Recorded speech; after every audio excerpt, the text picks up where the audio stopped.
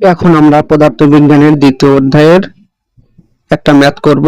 তো এখানে কি দেওয়া আছে, একটি গাড়ির সময়ের সাথে বেগের সারণী দেওয়া আছে, অর্থাৎ বেগ বনাম সময় সারণী দেওয়া আছে। তো সময়টা দেওয়া আছে সেকেন্ডে আর বেগটা দেওয়া আছে আমাদের মিটার পার সেকেন্ড। আমাদের বলছে গাড়িটি 8 মিনিট 20 সেকেন্ডে কত দূরত্ব অতিক্রম করবে। তার ফার্স্ট কাজ করতে হবে কি, এই মিনিটকে আমাকে সেকেন্ডে রূপান্তর করতে হবে। তো 1 মিনিট সমান কত, আমরা 60 সেকেন্ড প্লাস এখানে আছে কত 20 সেকেন্ড,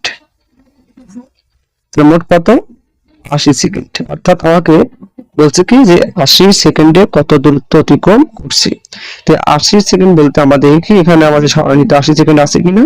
তো এখানে দেখতে পাচ্ছি যে এখানে 80 সেকেন্ড আমাদের বিদ্যমান। তো একটা জিনিস খেয়াল করতে হবে, এই বেগটা কিভাবে গিয়েছে। তো আমরা দেখতে পাচ্ছি 0 থেকে ওই 12 পর্যন্ত সময় ত্বরণে গেছে, অর্থাৎ নির্দিষ্ট সময় পর বেগটা বৃদ্ধি পেয়েছে।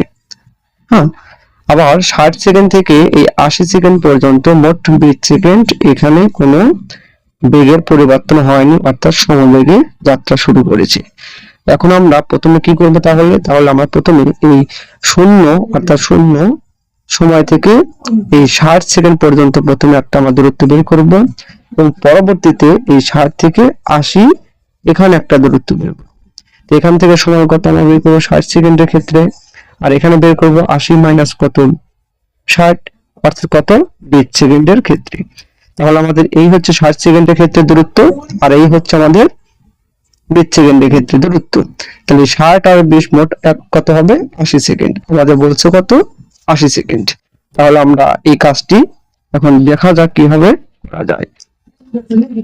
তাই কি লিখবো, এখানে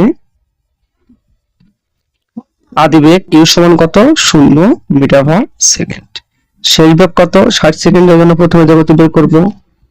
তো সেই বেগ 12 মিটার পার সেকেন্ড, টাইমটা কত 60 second. s1 equal to what, আমরা জানি s1 equal to u plus v divided 2 into t। এখন u 0, v হচ্ছে 12, সময় ডিভাইড কত 2, সময়টা হচ্ছে কত 60, কাটাকাটি করি কত 15, সরি 30 হবে। গুণ করলে 3 বাই 36, এই কত 360 মিটার। আবার